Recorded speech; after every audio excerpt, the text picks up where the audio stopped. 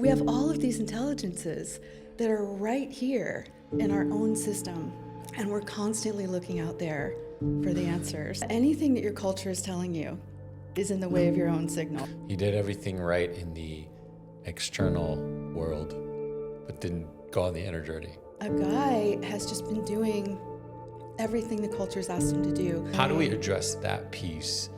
Repressed emotions are correlate with repressed energy. If we're unwilling to feel, then we can't get there. Hey there, welcome to another Inner Edge podcast episode. My name is Soleiman Balor. I'm here with Cathleene Cienfuegos. She is a Tantra teacher and a conscious evolution guide. Thanks for joining me.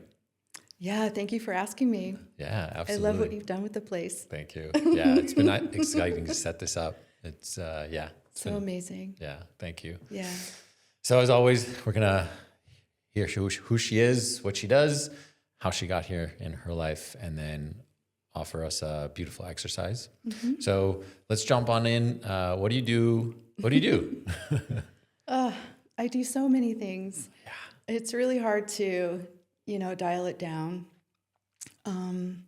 Basically, I think in a nutshell, what I do is I help people connect with their innate wisdom and trust that. Mm-hmm. And so I work somatically. I work at the cross section of like Tantra and embodiment and evolution, conscious evolution, so that we can kind of accelerate the process of coming home to ourselves. Oh, God, Yeah. That feels so good. Good. Yeah. So tell us, in what ways you have people coming to themselves. Yeah, so really what I specialize in is bringing people home to their body world, mm-hmm. their somatic intelligence, their energetic intelligence, their emotional intelligence. We have all of these intelligences that are right here in our own system. Yeah. And we're constantly looking out there for the answers, for who we are, looking for that mirror, looking for that approval. And it really is that deep self-connect that does it, that brings us where we want to be in our life. There are so many things in the way of the self-connect in our culture. So I'm simultaneously helping people reconnect while also helping them unwind the cultural conditioning and the messages of the moment and the ways those things interfere with our signals. Mm-hmm. Yeah, give us some examples of the things that either you've gone through or people that you've come through. Like, what are the signals that are in the way, that get in the way? Yeah, anything that your culture is telling you is in the way of your own signal. Wow, that's a lot. Wow. It's a lot. Yeah. It's a lot. And we want to be a part of our culture. Yeah. And we have to create bonds and come together. And so we have to create a shared reality in a way to be together. But the way to do that most successfully is to not lose ourselves while we're doing it and always make that the main sort of navigating star. Mm-hmm. As we move through and try to create with our culture. Our religion gets in the way, our spirituality, trauma gets in the way. So a lot of things that get away of our just natural signals. Mm. We're not living so naturally. Yeah. Right before we turned the camera on, I was telling you that I've been doing a lot of work with instincts. Yes. Our instinctual nature, our polite society, our civilization, our religion, our new age spiritual mm-hmm. Yep, absolutely. woo, pseudoscience is taking us away from our gut innate instincts.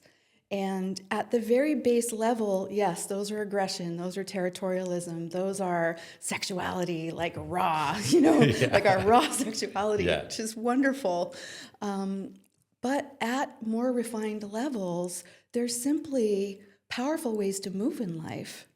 And we have, by cutting ourselves off, I'll just say it, from the lower centers, mm-hmm. the lower mm-hmm. instinctual base animal body, we've lost a lot of our navigating system in the world. And Okay, so when you're, let's say, working with someone, Yeah. and I want to slightly gear this towards men specifically, sure. right? Because this is for men. Yeah. So Thank you for doing this. yeah, absolutely. It's been a joy. When a guy sort of like disconnects from his lower chakras, like what are they, or lower body, let's just say, what are some of the symptoms that you've seen these guys have? Yeah. So I just want to say that tracking this on a global level right now, I want to make this really obvious and Yeah. we'll drill it down. Sexual repression. We have studies that show countries that have the most sexual repression have the most rape and sexual violence. Oh, that gave me chills. Wow. Okay. So at a just a dude level of like just like a dude that's living in our world, there's all of these instincts, there's all these desires. Yeah. You know, a desire for connection, a desire for love, a desire to have a family, a desire to, get it right and protect and do the things that just want to come naturally. And cutting himself off from that, now we're navigating from some other place. Now we're navigating from what the culture is telling us a man is, Right. what the culture is telling us what men do or male-bodied people do. I have worked with so many guys over the years who are sort of later in life going through a divorce because women are coming into their power in such a huge way. Women have all the permission to be all the things right now. We had to claim it. We've worked a long time for it. I'm not saying it's not deserved. I'm just saying that we're in that era right now. And they want to go off and build their empires. And they're asking for divorce. They feel unmet. They feel unseen. And a guy has just been doing everything the culture's asked him to do, gotten the job, bought the house, made the family, did all those things right. He did everything right, and now everything's falling apart. He did everything right in the external world, but didn't go on the inner journey. Right. Yeah, to find himself, to discover what he actually wants. Yeah. Yeah, wow. Whew. All right, so how are you helping, for instance, this guy that you mentioned, like how are you supporting him to tap into his body, his lower chakras, so he can find himself, discover who he is again? Yeah. Yeah. So there's a lot you can do just sitting in a chair across from someone, and we'll do a little bit of that later today. Yeah. But I work somatically. I come straight to the body, and I help him open through the blocked centers of his body. And I do that with all people. Yeah. Believe it or not, I mean, we're talking about men, but most people have a distorted relationship with power in our culture right now. I'm a Tantra teacher, and so many people assume that I'm an intimacy coach and that I work with relationships and I teach people about sacred sexuality. And I do that sometimes, but that's not mainly what I do. What I mainly do is I help people become empowered to live the life that they want to live, because that's been my tantric journey. Okay. You know? So so before we get to you, so what is having them find their own sense of self through power, their power? Through actually feeling it in their body. Okay. Through creating a mind-body connection. Proprioception is our sixth sense. Okay. And so I am a great dot connector. Nice. I really am. Yeah. I can translate a lot of what's happening in the big picture and make it really relatable, and then connect that to what's happening in the body, so that there's a really good understanding between, oh, I'm thinking this is happening, or I have this belief and it's showing up in my body and doing this to my energy. So I've been working for years to connect those dots within myself, and now that's what I help people do as well. That is so. I think most of the group, most of the time when I'm in my men's group, that's one of the biggest things we talk about. It's like, I have this idea or this perspective or this thought, and I'm like, great, tune into your body, and they're like, I don't feel anything. I don't know what you're talking about. Yeah. So I love that you're able to connect the dots for any of us, especially men who just don't have a mind-body connection. Yeah. They're so disconnected from it. So I love that. That's amazing. Yeah, thank you. Yeah, I love my absolutely. job. Yeah, I bet you do. I love what I do in the world. Yeah, that's so Yeah. amazing. That's got to be so gratifying that you love it instead of it Yes. being like this is what you have to do to survive or live. Oh, absolutely. Yeah. No, absolutely. It's very exciting. Yeah. So Yeah. let's dive in a little bit about like how did you get here? What has been your journey to be able to offer this to people?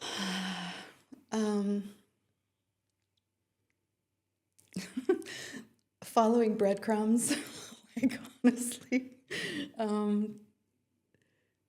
following breadcrumbs to have gotten to sort of the Tantra spiritual community, to that work.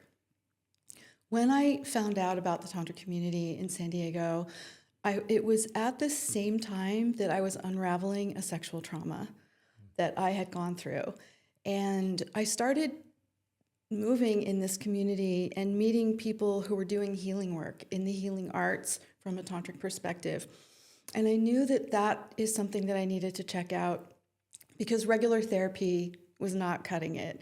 And I'm just the weirdo, empathic, sensitive kid who's always been like, what you guys are doing over there, I'm not doing that because I don't get it. And that's real. Kids who grow up sensitive, empathic, with any kind of way of being different, neurodivergent, anything like that, they grow up quite in a world that nobody else recognizes, or almost like they're in another dimension.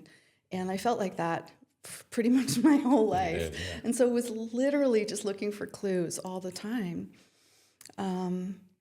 But I had a sexual trauma when I was 16. And it didn't start really showing up in my relationships until I was about 40. Oh, okay. Yeah.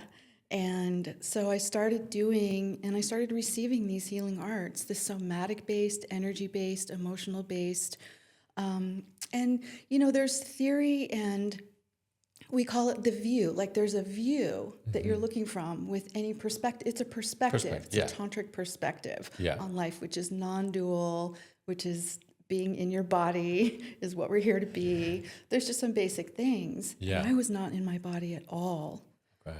No, I have been very academic in my life, and I really created this ivory tower, this conceptual world that I was living in, and I could conceptualize circles around anybody.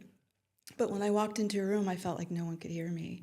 I felt like invisible, like I wasn't even present or in my body. Yeah. And so that's when my embodiment journey began.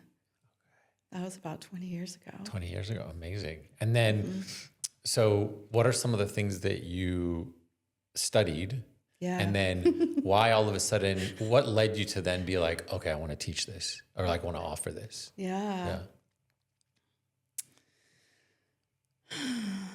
You know, I've always been a teacher. I've always been on a teacher's path. I started working on a teaching credential in the San Diego School District twice. Okay. So I've always had that. Yeah. My first foray into teaching was actually when my art path and my spiritual path collided, and I started teaching mandala and sacred geometry. I was painting. Yeah. So I was teaching those arts, and I was teaching that philosophy. And when I started on this embodiment journey, I very quickly became, you know, it's just one of those sort of pulling the thread or following the breadcrumbs. Opportunities began arriving for me to show people some things. Okay. And I was doing my main spiritual practice at that early days of my embodiment was dance, was 5 rhythms. You know, I was doing 5 rhythms, and then our 5 rhythms teacher moved away, and I didn't want to shut down, so I just would show up and open the door and put on music and like start guiding people into dance. I'm not a 5 rhythms teacher, I'm not certified, but in my own way, bringing people to their bodies that way.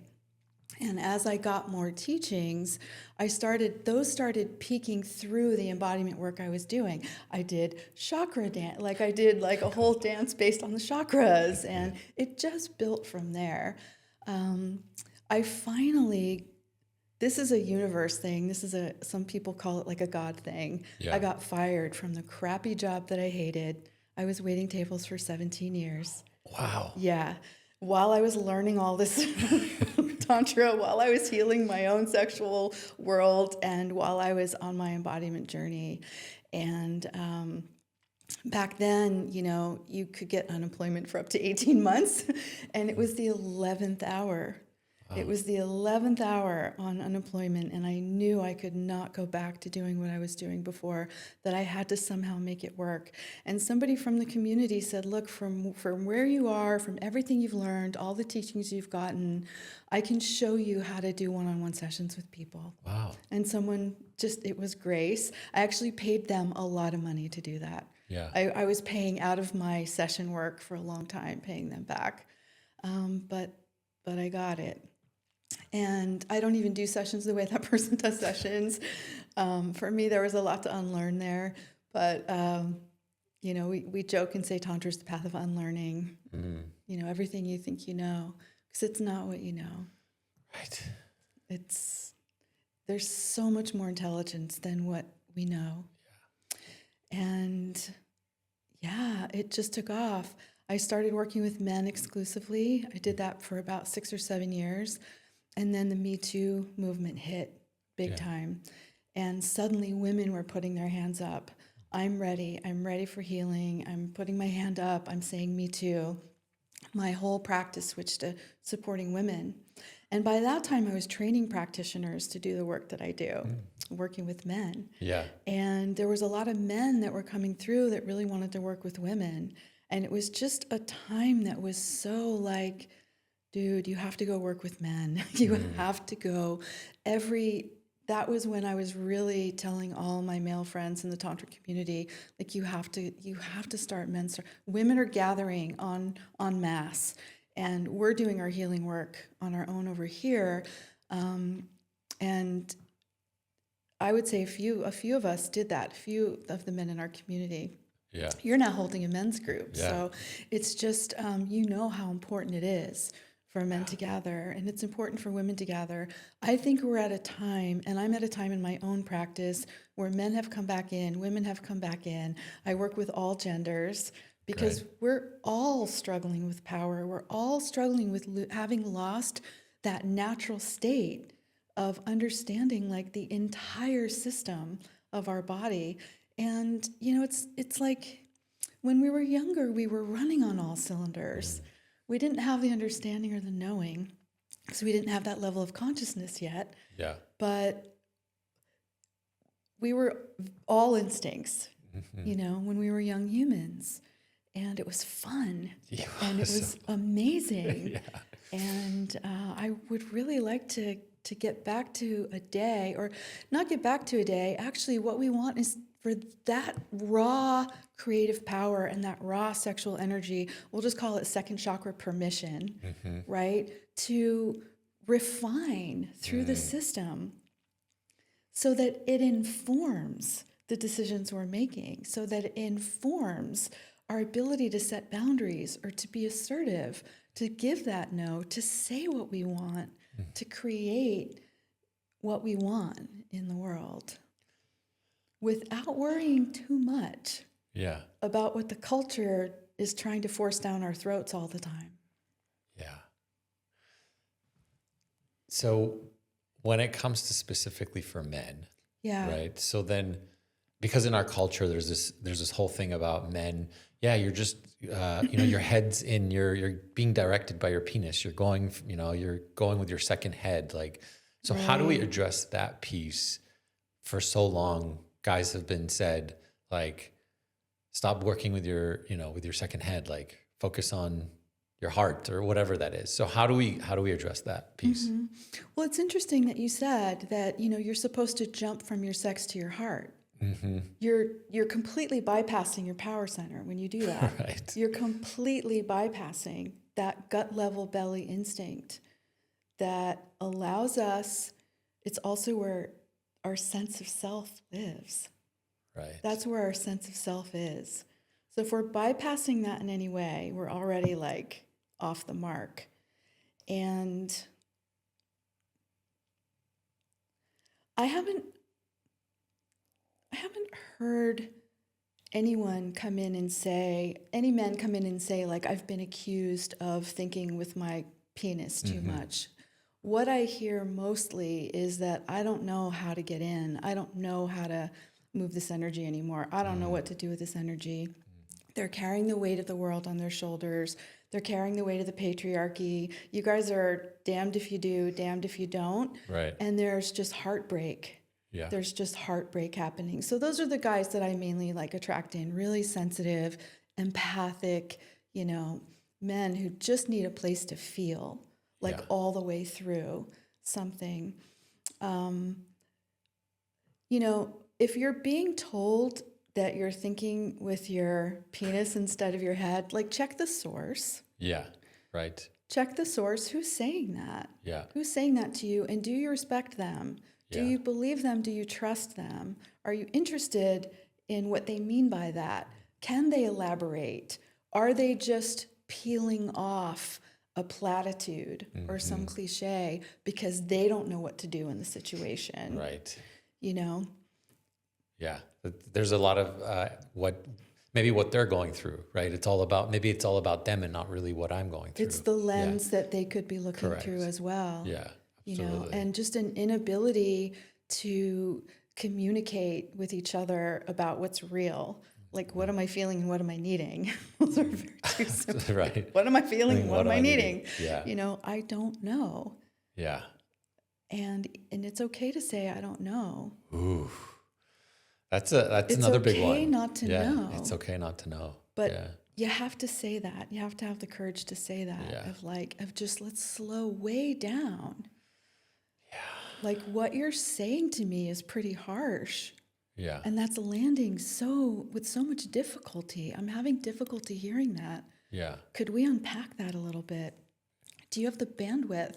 Why are you saying that to me? Yeah. Why do you think that's true?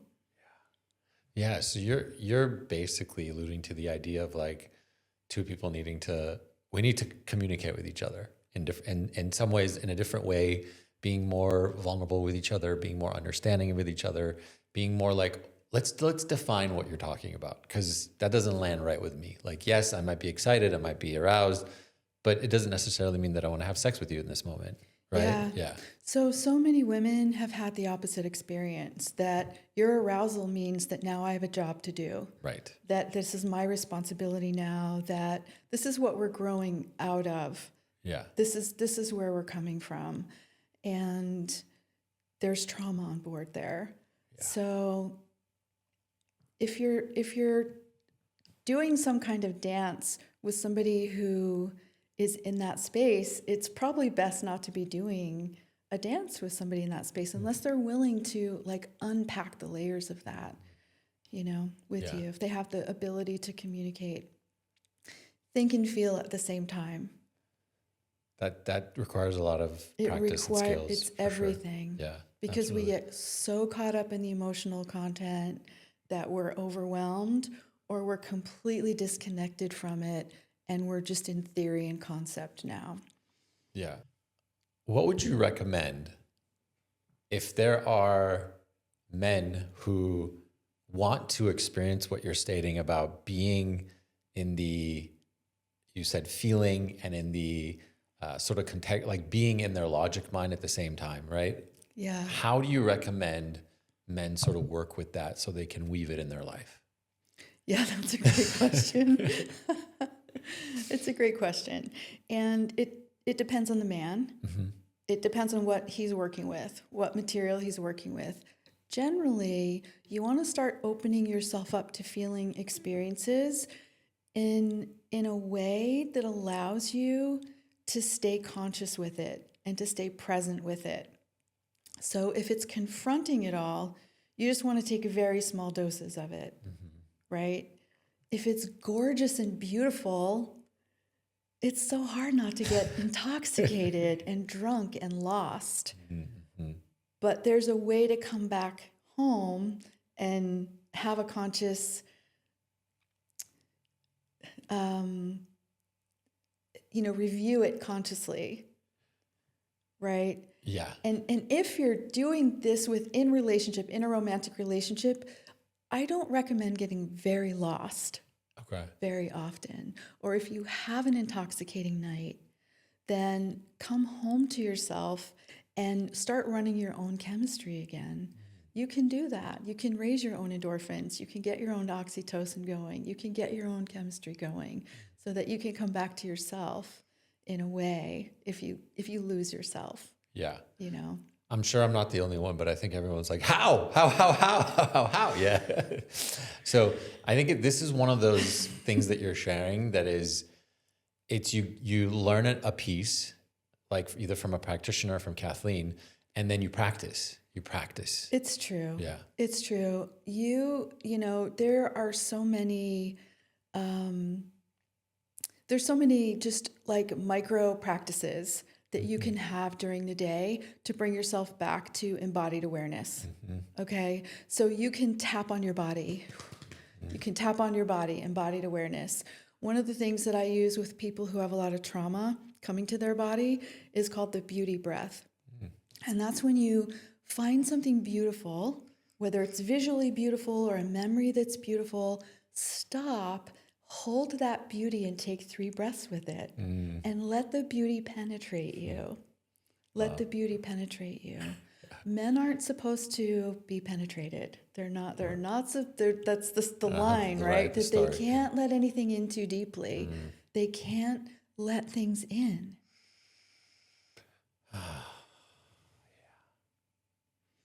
There's so much beauty to be had. There's so much pleasure to be had. Yeah. But if we don't let it all the way in, it's not going to mature into deep joy or catapult us into bliss if we're just holding it right here. And if we're told we're wrong for feeling pleasure, if we're told we're wrong for being in our arousal, if we're told we're wrong for all those things, if we're unwilling to feel, then we can't get there.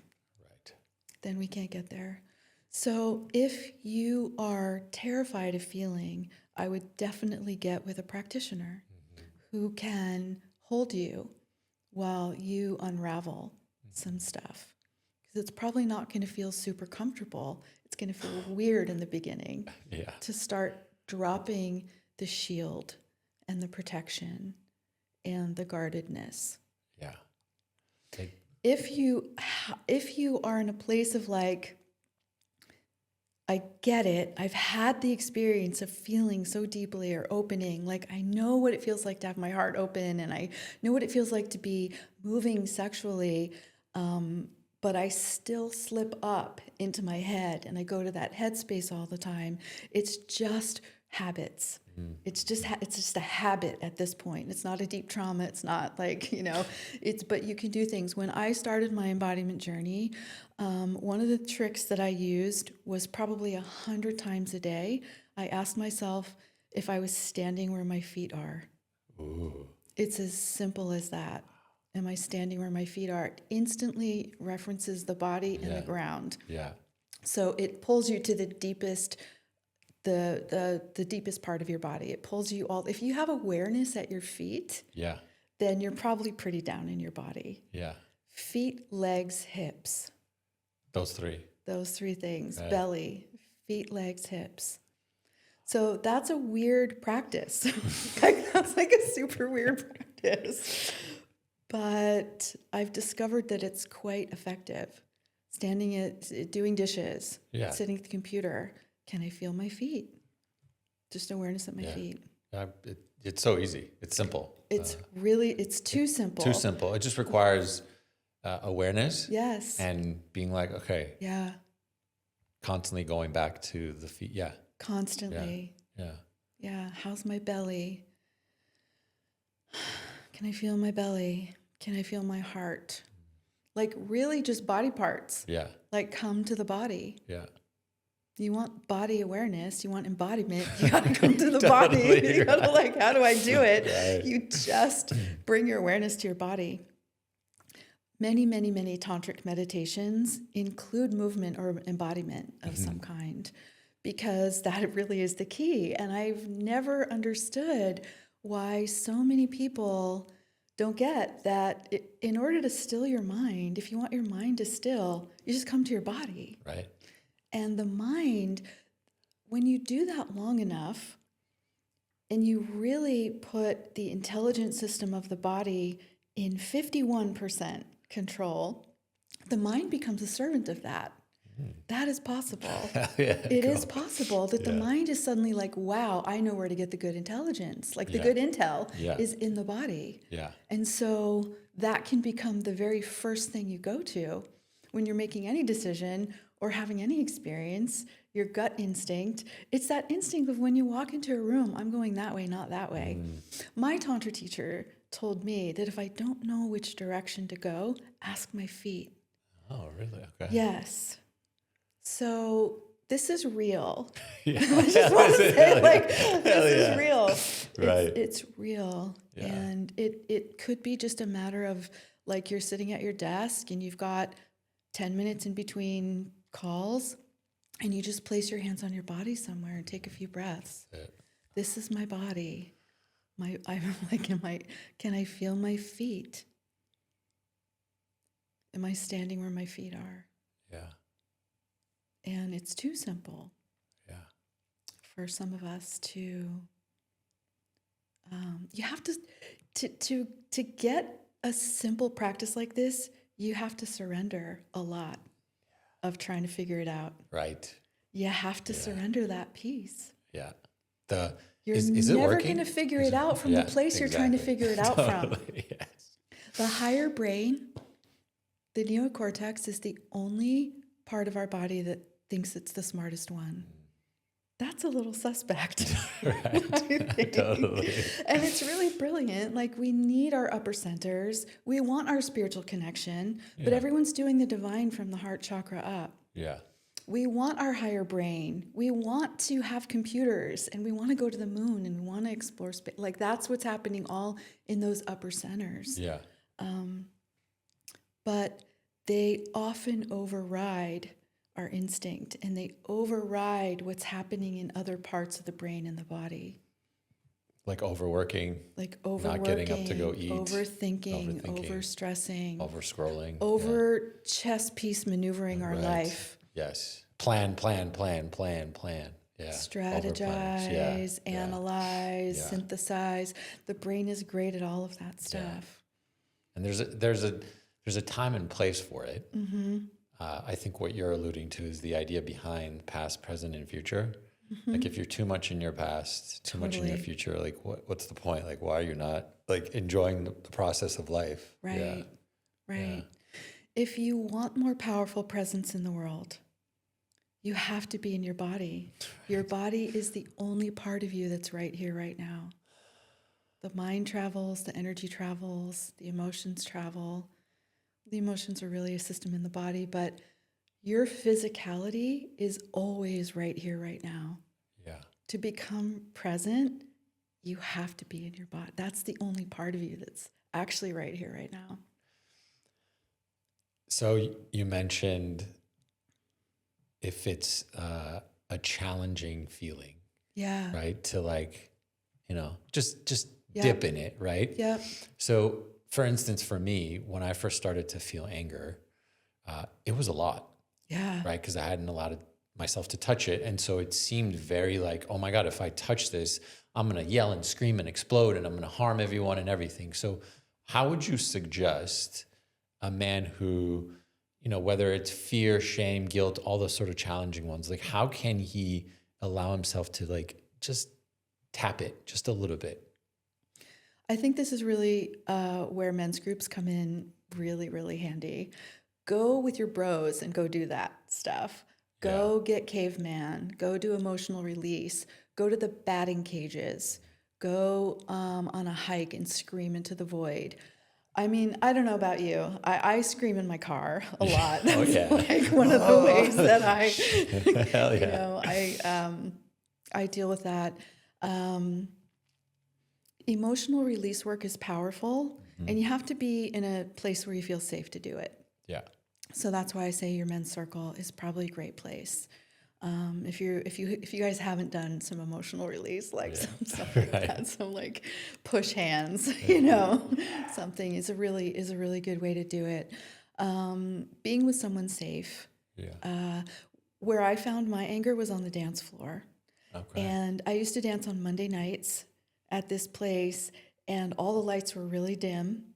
And so no one could really see you, and the music was really loud, so no one could really hear me. And when I got fired from that crappy job that I hated, Yeah. it was that night I went to dance, and it all just came bubbling up, and I just was making movements in my body, and I just let my body show me how to move the energy, because your body knows how to do this.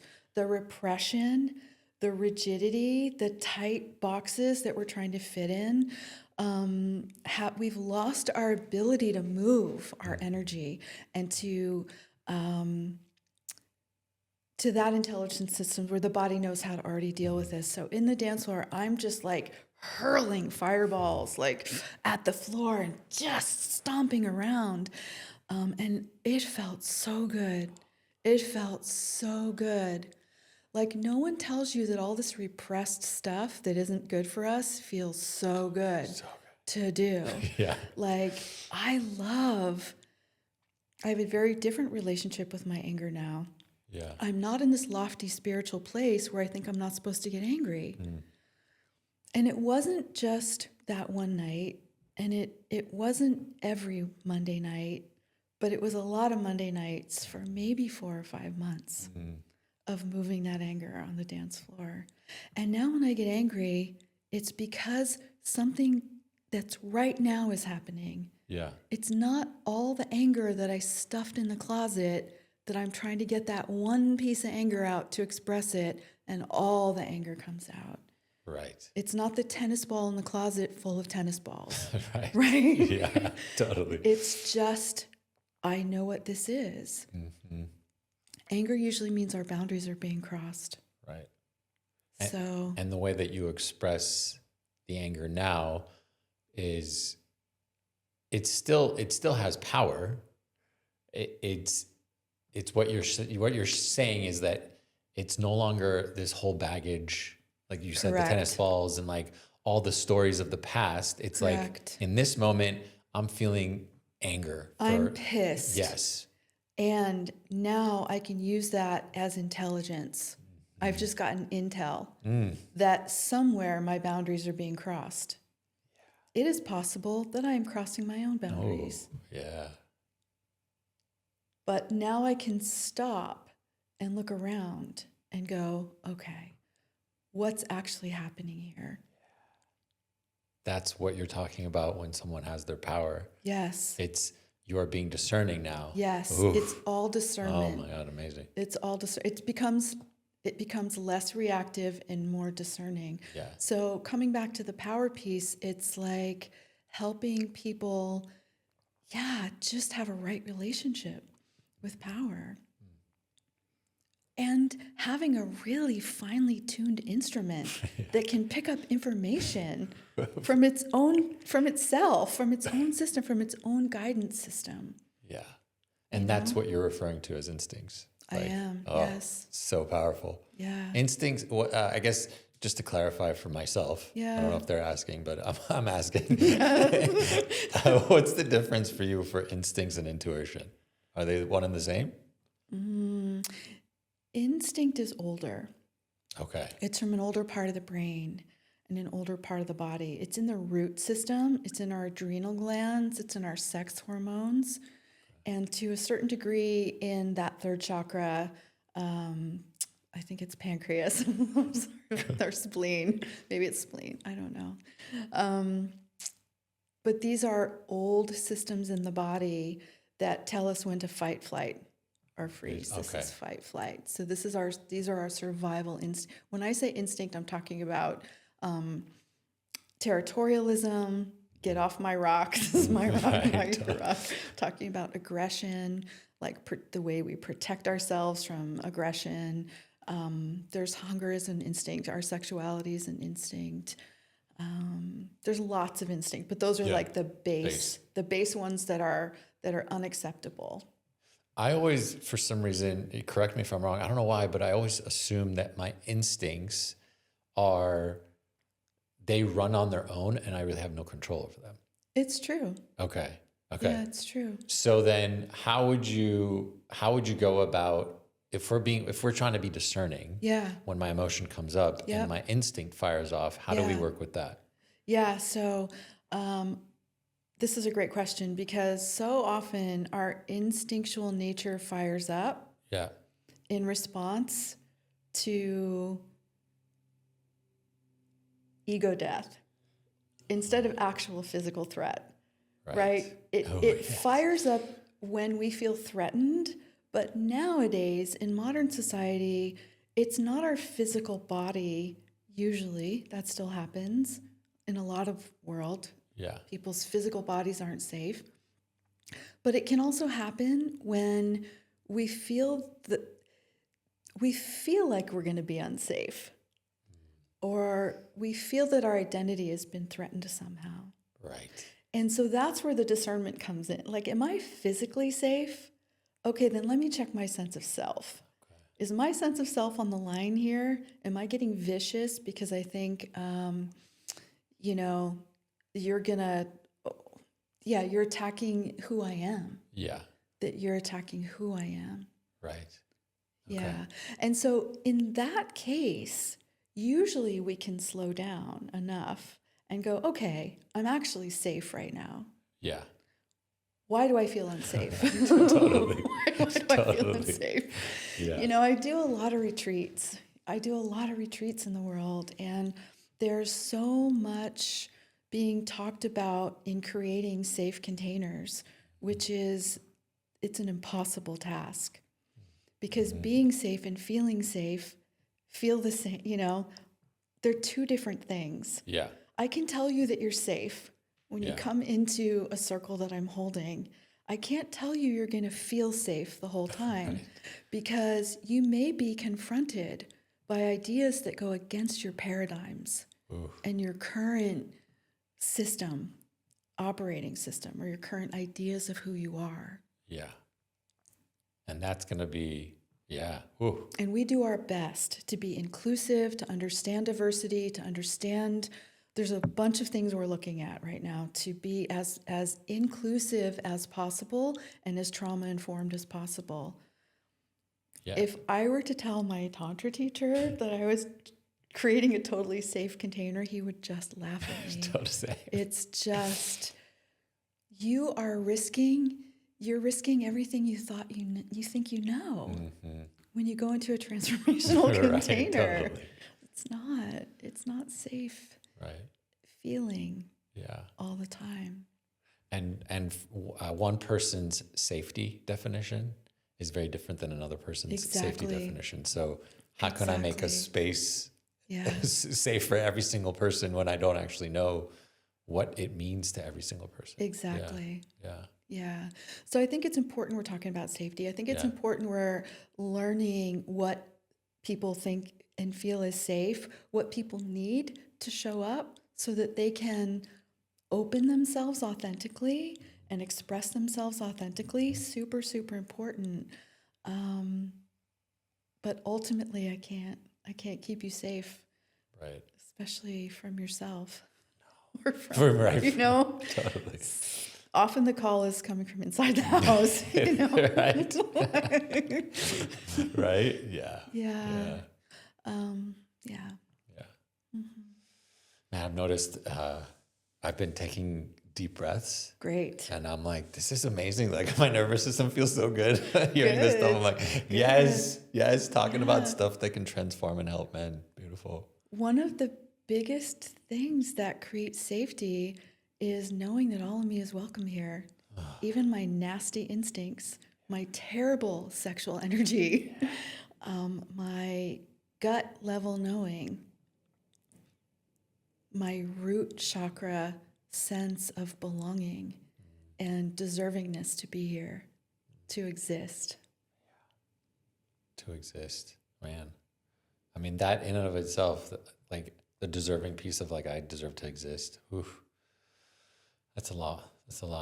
Yeah, but it also creates such a deep, wide base for all of us to sit on. Yeah.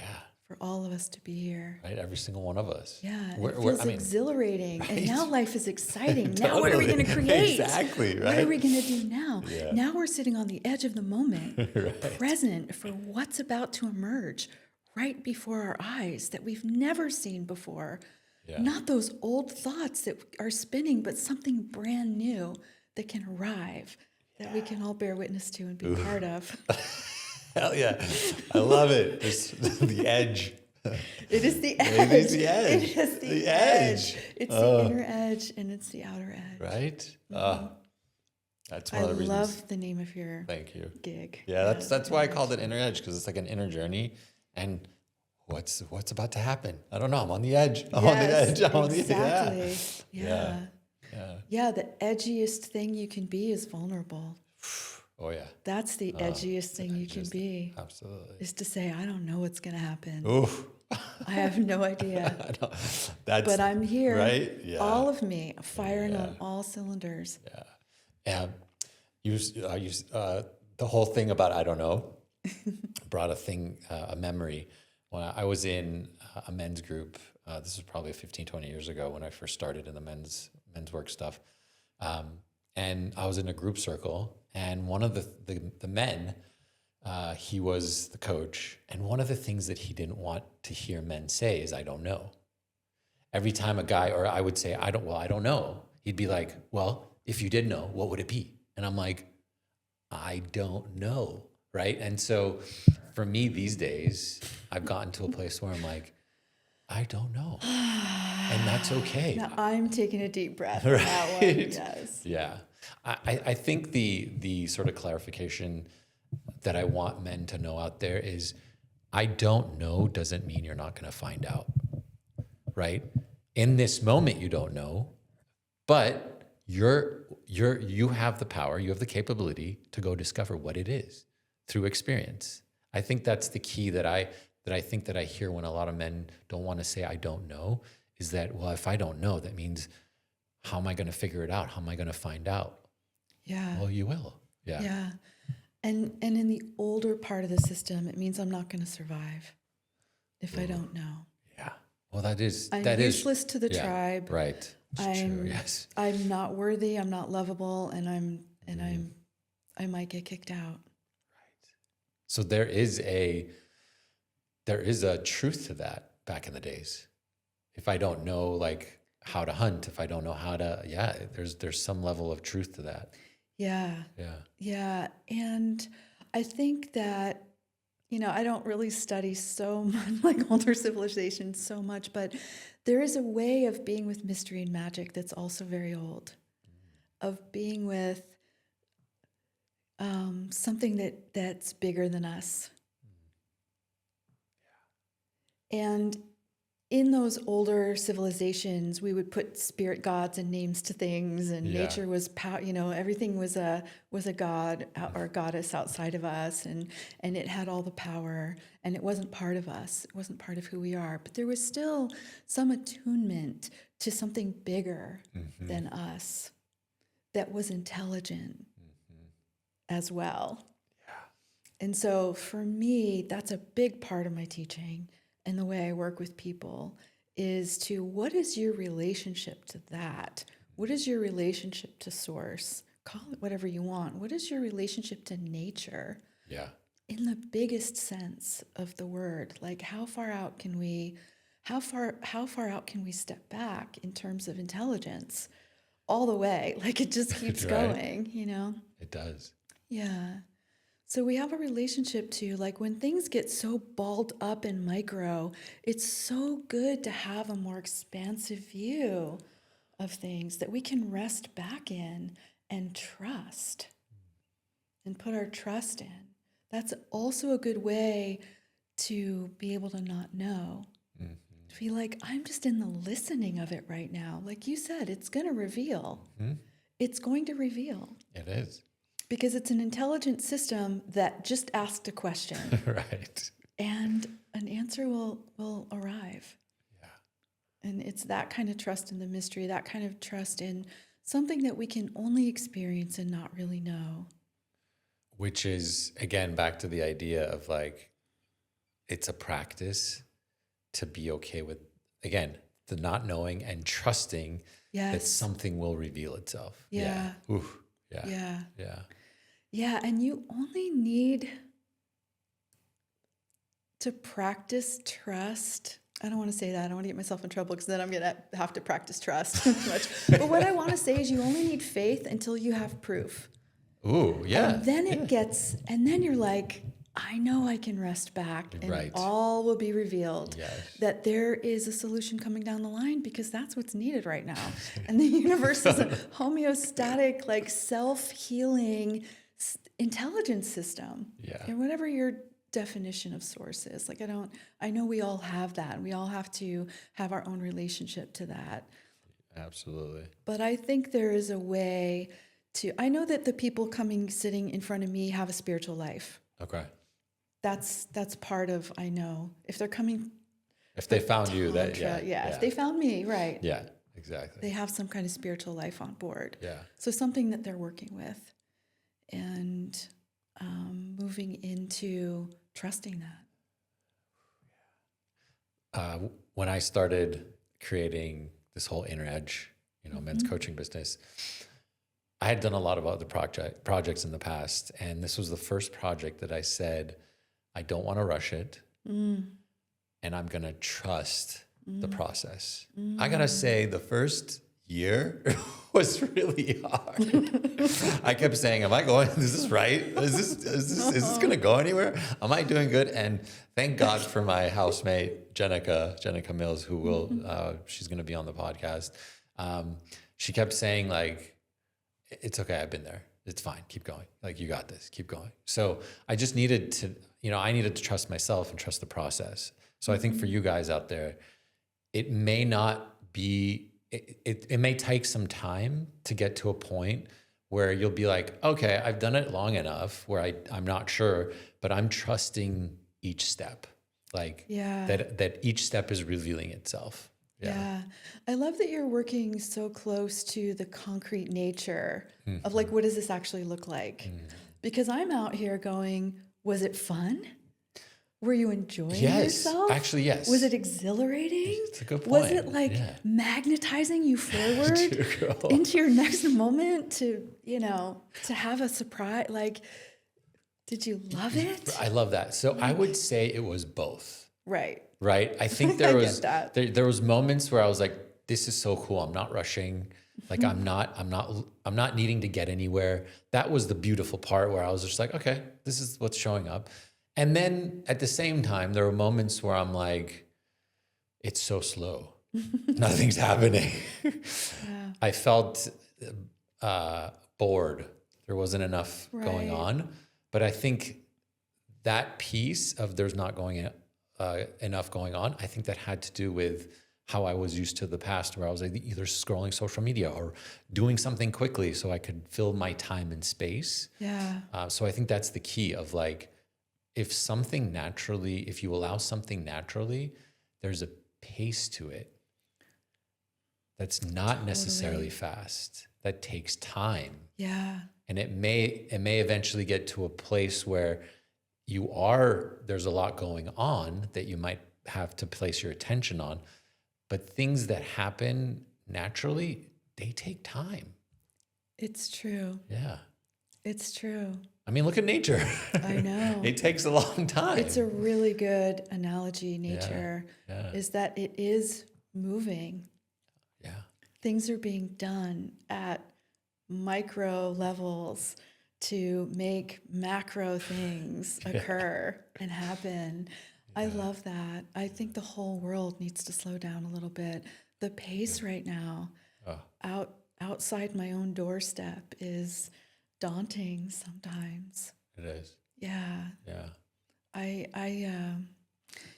We all get into places where we agree and things have to get done and they have to get done yesterday. And like, that's part of life too. And that can be exhilarating, but there needs to be a balance. Mm-hmm. Yeah, absolutely. Yeah. Yeah. If you've gone 6 months on a like fast paced, like every day, something's got to happen. Please take a day. Yeah. Take a breath and don't do anything. Like, yeah. I learned a beautiful teaching, a Taoist teaching from my Awaken is Love mentor, who's the founder of Awaken is Love, James Stevenson. And he did a teaching recently about the physiology of the yang having to come back to the yin before it burns itself out. The yang must return to the yin. And the Taoists have such a great system, and they have that yin-yang symbol where there's a little piece of each in the other. Yeah. But that wave must return back to the ocean, or it's going to dry up. Yeah. And so we all have that system within us. Much of energy work and emotional work, it feels like being more feminine. It feels like being more yin. Yeah. And if you were called sissy enough when you were growing up, coming back to the yin, or in tantric terms, shakti, coming back to your energy, your flowing nature, is going to be awkward or hard, or you're going to be afraid that you're going to be judged for it. So true. Yeah. Yeah, so true. You know, just having a tear, having a cry. Yeah. You know, all these things are part of what brings us back to nature, to our natural instincts, is allowing the body to do those things, like cry and feel and emote. And be in the mystery. I don't know. The mystery. The resting back. Yeah. And the resting back. I also heard another great thing just last year from someone who said, you don't always have to be a somebody. Just be a nobody until you have to get up and be a somebody. Right. I love that. It's the same concept. Yeah. You don't always have to be a somebody. You already are a somebody. You don't have to keep proving your value, showing up. You know, you don't have to keep vying for space. Right. Wow. Oh. Yeah. You don't have to keep vying for space. Right. Territorialism, so just coming back to the instinct, is that instinct to take up space naturally. That's your territory. And sometimes it might be bigger and sometimes it might be smaller. Absolutely. Yeah. Honoring the moment again, just coming back. Again, we're coming back to the idea of like, yes, what's in the moment. Yeah. Yes. Yeah.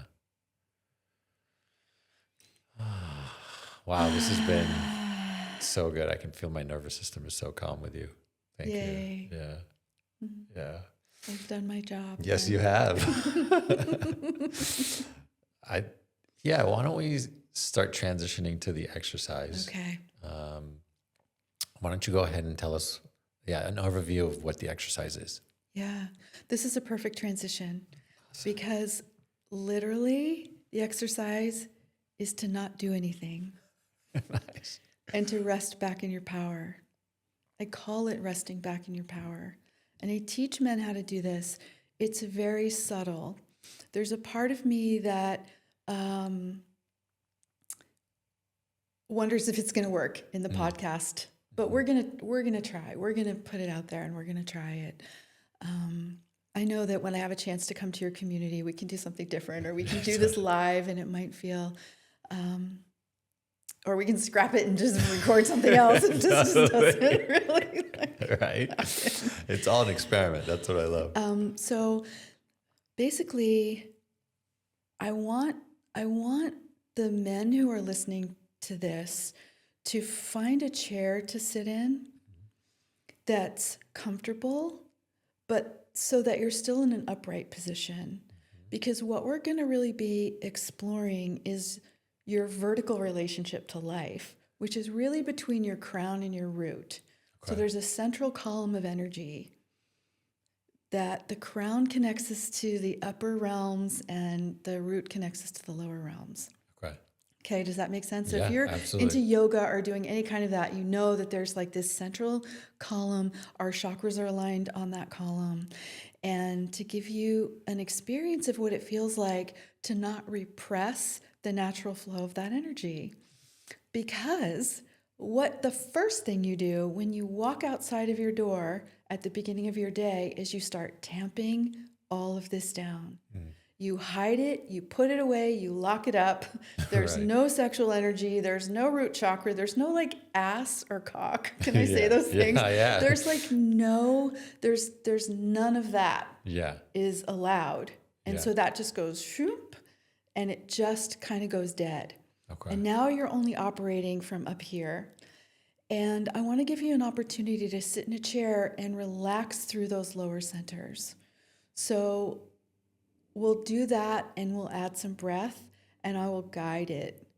Okay. I will guide it a little bit so that you can notice where in your body the tension might be coming in that's putting a lockdown on that energy. Great. Does that feel? Yeah, that does feels that great. feel like something we could Yeah, do? absolutely. Okay. So for this meditation, you're going to find a really comfortable chair to sit in, and you're just going to take a seat. And when you take that seat, just rest back and don't try to hold any part of yourself up. If you have your legs crossed, go ahead and uncross them. If you have your arms crossed, go ahead and uncross your arms and take a nice deep breath.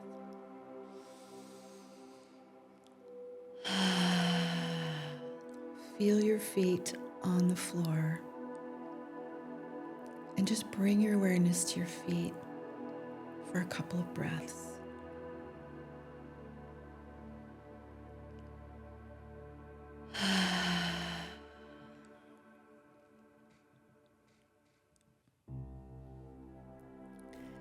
And begin to notice, with your feet on the floor, any areas of tension in your belly, in your shoulders, in your chest, in your face. And on every single breath, just try to let a little bit of that tension go.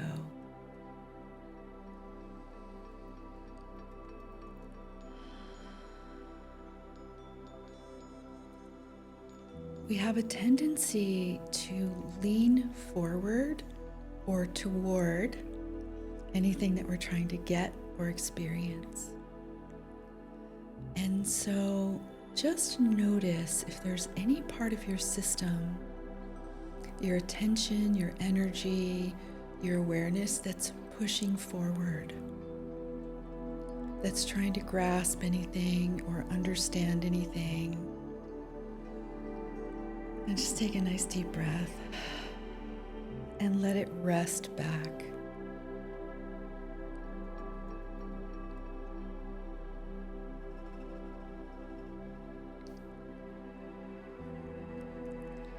See if you can get comfortable with not trying to figure anything out.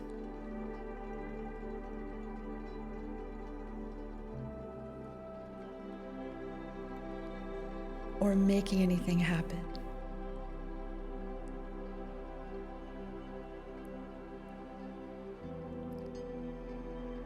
So with awareness at the bottom of your feet, you're going to now bring your knees and your hips into your awareness as well.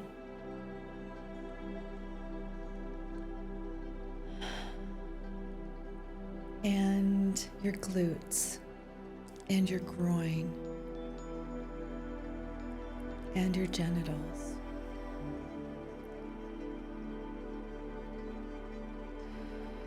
Take a deep breath.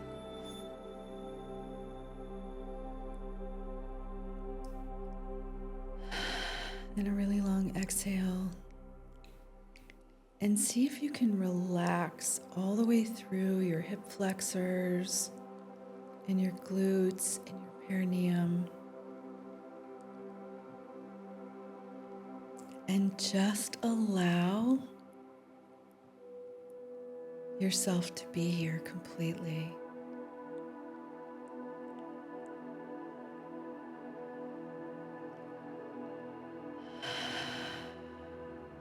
So awareness at your own genitals and your legs and your feet.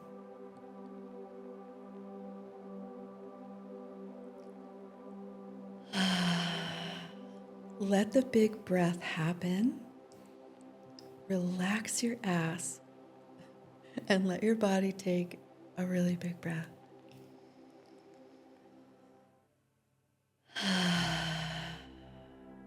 If it feels good or natural to make a sound, don't repress that. So, without trying to make anything happen, we also don't want to repress or edit any movement that our body wants to make or any sound that our body wants to make. If you find yourself wanting to stretch or roll your ankles, that's great. That's your energy waking up.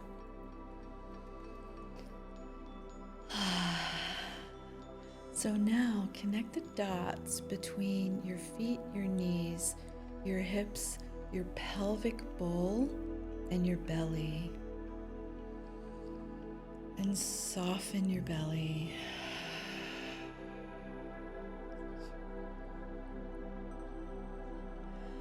And let your body move, any movement that's coming through, any shivering or any little ways that maybe your hands want to stretch or, yeah, exactly. If you're not feeling much of anything, that's okay. Just bringing awareness to everything that's happening below your belt is really amazing. If you need to shift around, keep softening through your belly and breathing into that low belly.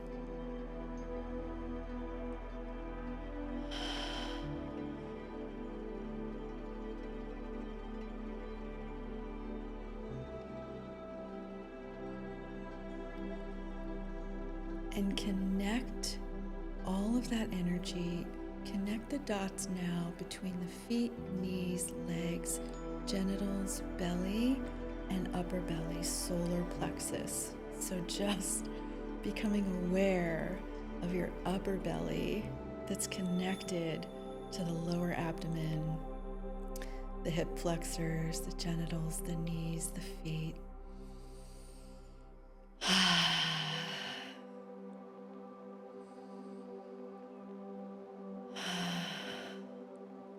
Take some deep breaths here. Unwind the belly. This could be a brand new sensation for you. You could start feeling a little trembly. This is fire at the belly, fire energy. Feel the ignition, feel your sense of self, feel your sense of power in your rested back nature, in your rested back posture, that your sexual energy can be present, that your powerful energy can be present, and you're still just resting back.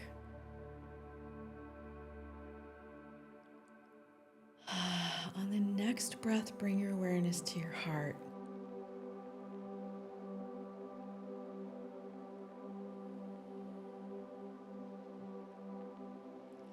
If you lose track of your feet, bring your awareness back to your feet and your knees and your hips and your genitals, and draw a line from your genitals through the low belly button, through the solar plexus and into the heart. Take a nice deep breath.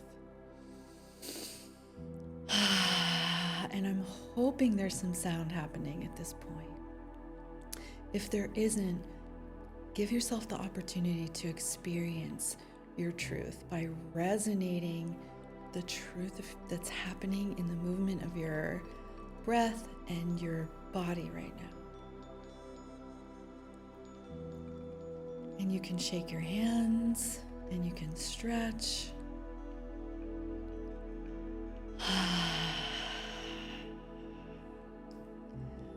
Let yourself feel really energetically big here. So if you think you're someone who doesn't feel energy, just as if you're being seen, as if someone's looking at you right now and you want to be seen,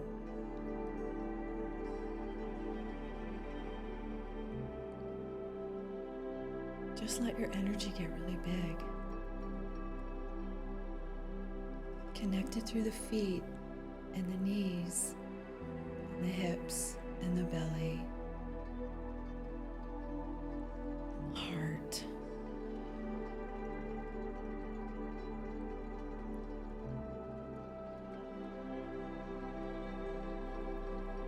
And on the next breath, move your awareness to your throat and definitely make a sound if you haven't made a sound yet. Vibrate your vocal cords.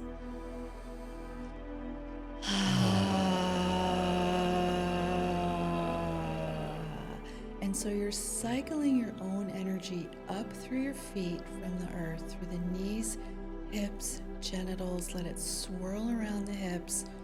Soften the belly, soft belly, so that that energy can flow into the heart. And make a sound. Just give it a sound.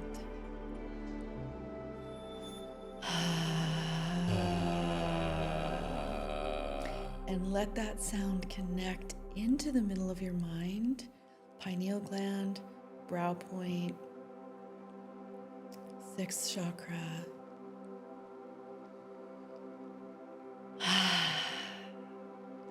Let it feel good. Let it loosen the tightness in the middle of your mind.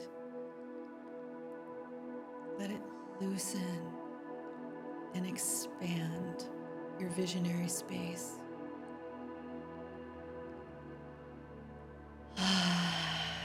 Keep with the breath, keep with the sound.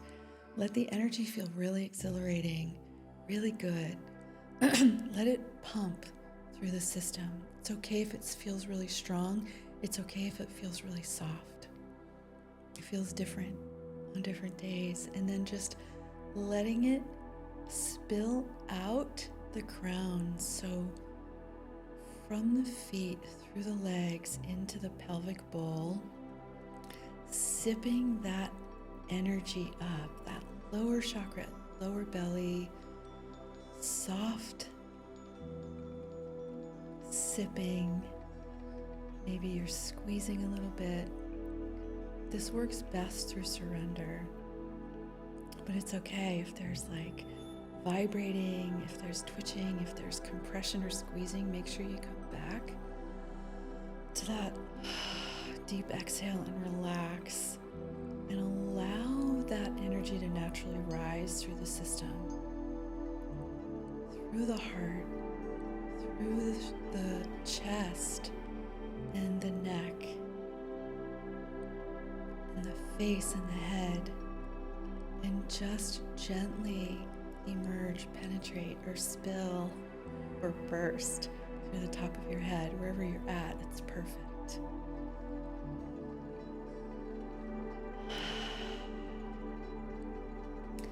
That energy is going to fall back to the earth, where you pick it up again through your feet.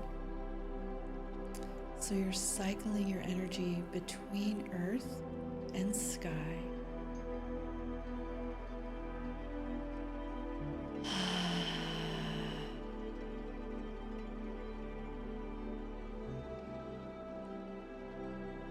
And this is your raw creative energy. This is your natural energetic flow. This is yang flow, feet to crown.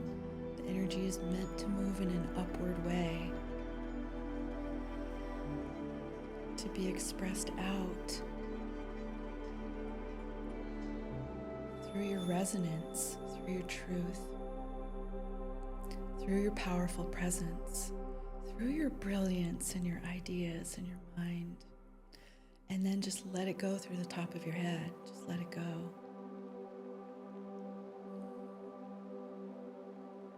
And we just come back to resting in that current. So just resting in the current of your open, flowing nature.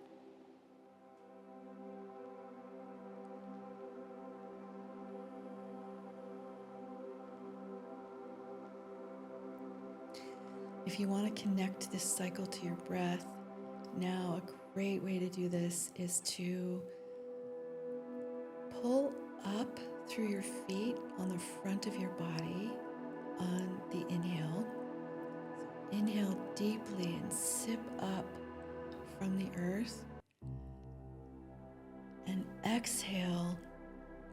through the top.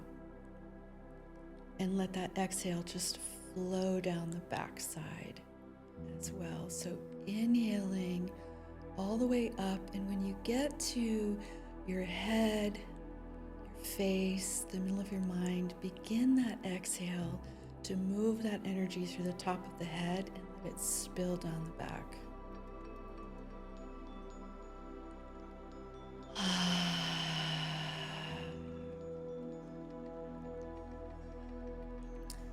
So this is fire flow, this is yang flow, this is vitality flow for a man's body, or anyone who wants to run yang energy.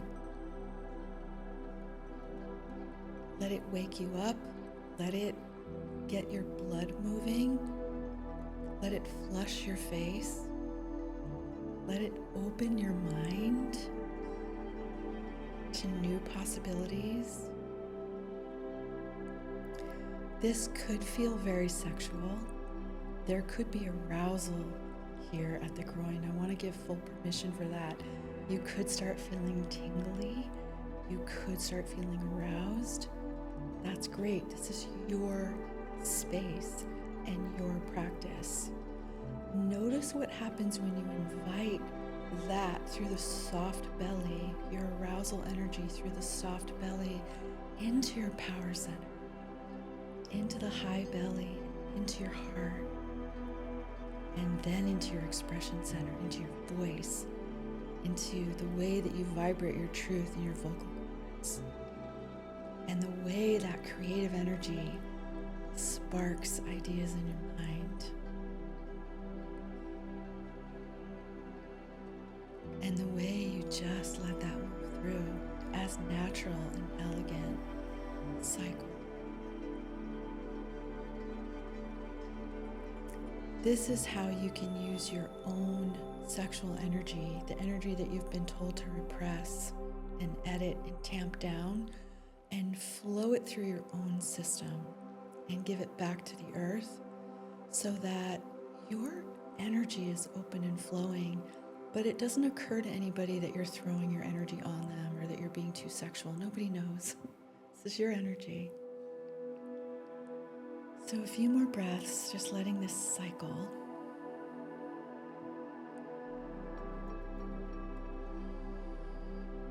And this is going to run for as long as you very well please for it to run.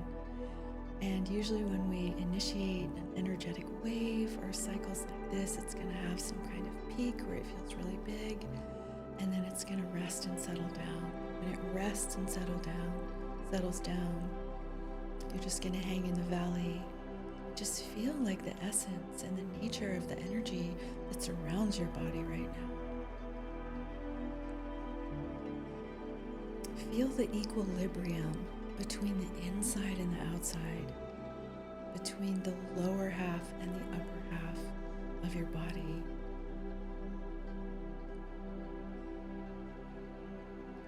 And if you have to keep reminding yourself to soften your belly or breathe, just do that. Wherever you're at is perfect.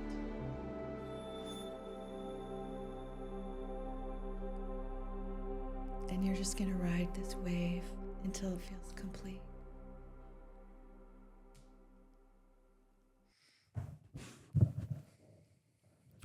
Wow, thank you. You're welcome. I definitely feel, I feel connected through my whole body. I feel my whole energy just connected. There's a whole, I think at first I noticed myself when I was starting to go up the chakras, I would lose connection with my feet. Yeah. So it's definitely a practice to be able to have. I think it took me the whole process to get to a place right now where I'm like, wow, I'm buzzing.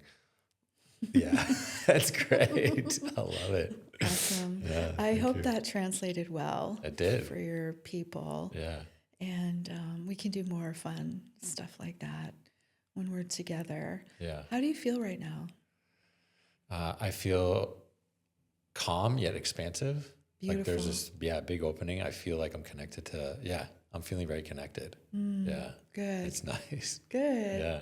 Great. Definitely feel my third eye. Yeah, it's pretty wide open. Awesome. Yeah. How, can I ask how Yeah. you feel below your belt? Below my, I mean, I feel there's tingling, Okay, great. but it's soft. It's mild. Beautiful. It's a mild, yeah.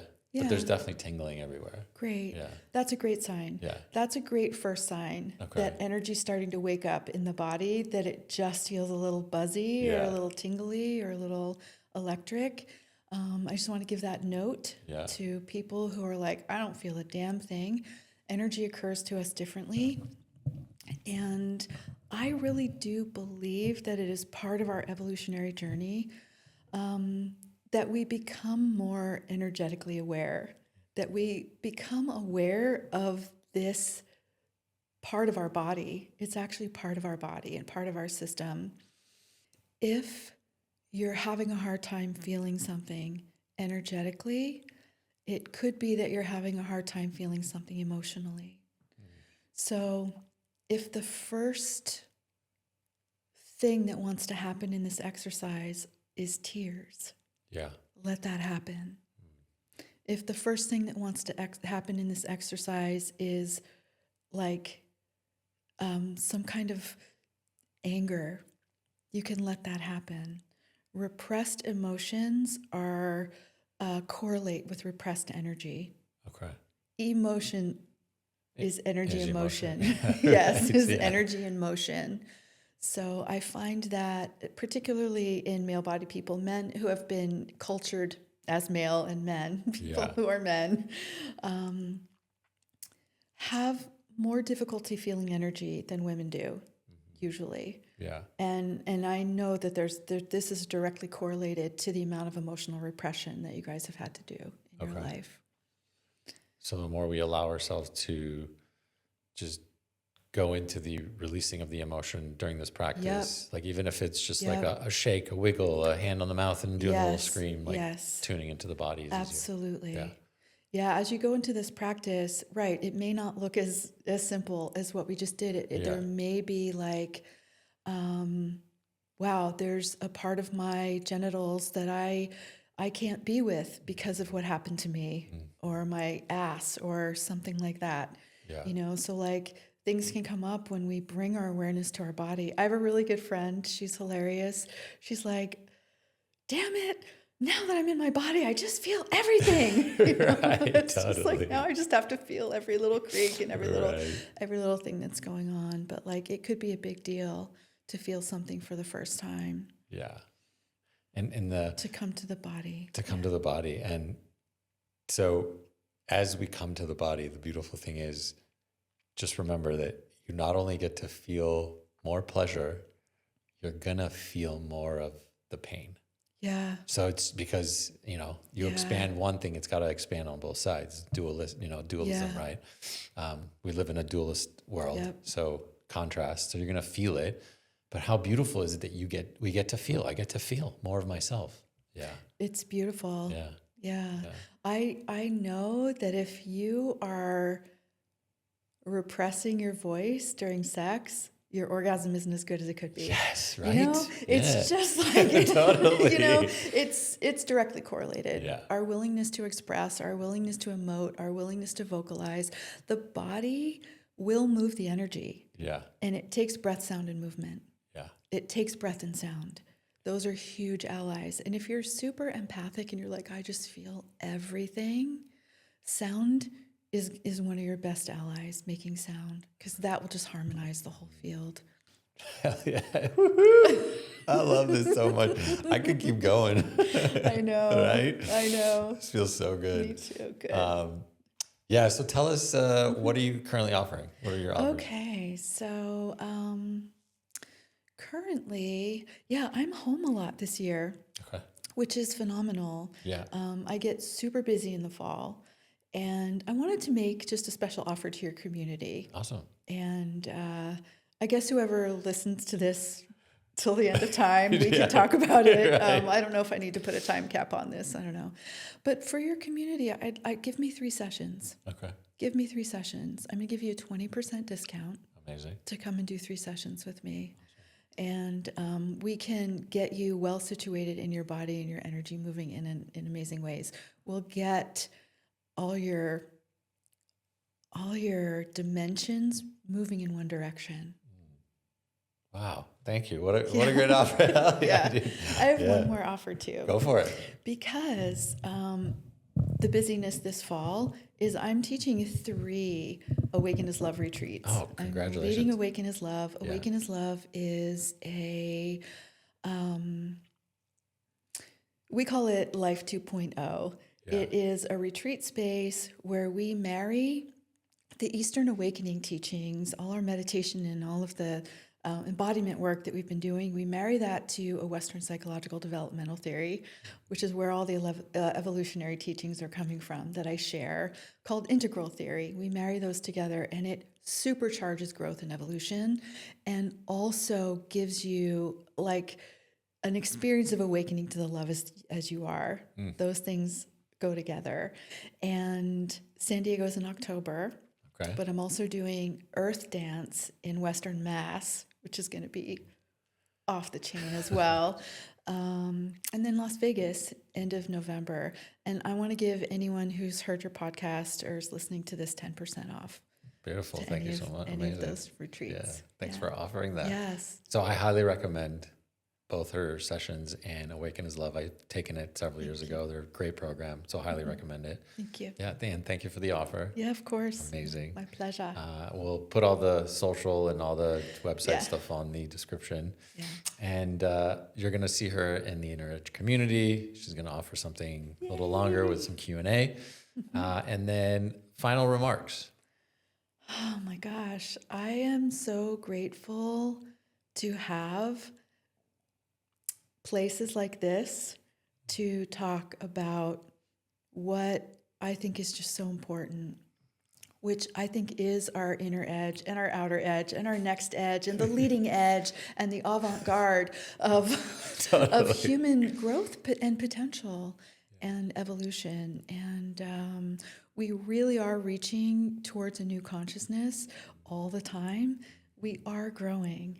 And there are things that we can do and awarenesses that we can have and simple practices that we can bring in that create alignment really quickly so that we can be out there creating the world that we really want to live in and not feeling like we're underneath the conditioning of it, some of it. Yeah. Absolutely. Wow. Thank you, Cathleene. Thank you so much. I appreciate you so much. Yeah, thank you so much. Absolutely. Suleiman. Thanks for joining us. Yeah. And that's it. See you next time.